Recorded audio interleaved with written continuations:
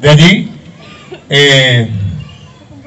me fui a la oficina, trabajaba entonces en la municipalidad de Escondidito, y mi mente empezó a recorrer el pueblo.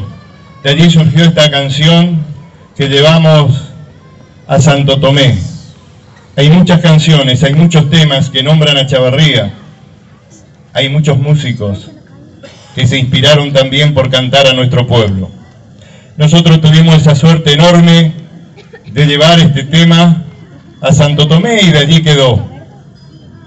Pero cuando compuse el tema, primero quise llegar a la casa de la profesora, de una docente, una maestra, para que me corrigiera, la señora Marta Falcón.